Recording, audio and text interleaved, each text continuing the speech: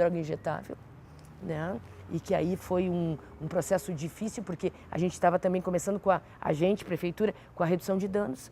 E aí eu não sei, algumas pessoas vão conhecer, eu trabalhei direto com o Domiciano Siqueira, que é um cara chave no processo da redução de danos. E ele disse assim, Silvia, tu tá louca, porque nós dois vamos ser linchados. Como é que eu posso abrir uma área de troca, né, de garantir o kit para eles, para usar a droga de uma forma a não correr mais riscos do que eventualmente eles pudessem estar lançados assim. Sim, só que é o seguinte, ou tu vai definir que a gente ajuda, né? A gente vai enfrentar o que numa lógica social não está permitido, ou tu vai junto comigo contar quantos nós estamos enterrando, porque eu já estou enterrando os guris.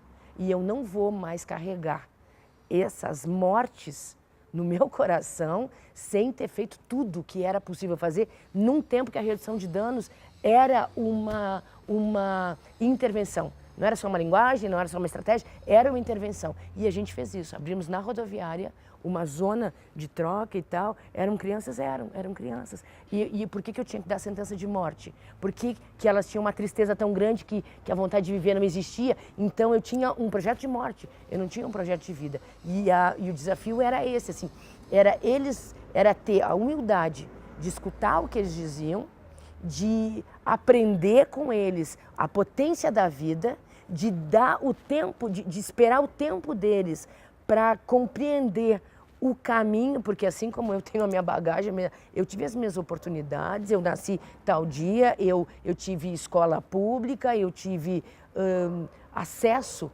a processos de aprendizagem, de cuidado, de carinho, de atenção, de alimentação, de lazer, de cultura, de brincar e sempre cuidada. Eles teriam o mesmo tempo da infância, mas essa infância estava ceifada. E aí o tempo deles é um tempo que a gente tem que aprender, porque não é imediato como o meu.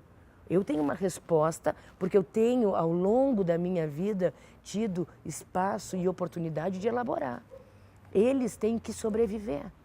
Então, eu sempre dizia assim, eu trabalhei com a rua direto, e na rua eu aprendi, tinham dois mundos, a rua sobrevivência, e a estratégia de sobrevivência e a estratégia de moradia. Porque nem todo mundo que está na rua dorme na rua, mas está, de muitas formas, vivendo a violência de perder a infância. Porque uma menina, mulher, no feminino, de 7, 8 anos, vendendo pano de prato na Cidade Baixa, em Porto Alegre, que é o boom da noite, uma noite boa, uma noite gostosa, mas uma noite que tem de tudo, inclusive gente interessada de, além do pano de prato, poder oferecer mais alguns reais se ela se ocupar dele sexualmente ou dela sexualmente, não interessa a ordem. Então a gente enfrentou a marca da violência sexual contra crianças e adolescentes de uma forma muito, muito cruel, assim, porque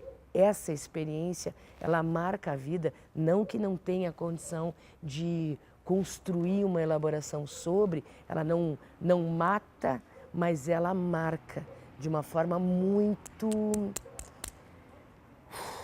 dura, muito assim, como se fosse uma faca. Eu não tenho condição de dizer a intensidade dessa dor, a profundidade dessa dor. Quando eu não vivi, eu tenho a condição, por tudo que eu estudei, pela sensibilidade que eu alimento todo dia e pela humanidade que eu quero que regre a minha vida, a saber que ela precisa ser compreendida e ser chamada a construir, a perguntar. Na realidade, eu preciso perguntar quais são os caminhos que a gente pode trilhar para que a vida diga alguma coisa de novo, diga alguma coisa de bom, que a vida possa ter uma luz.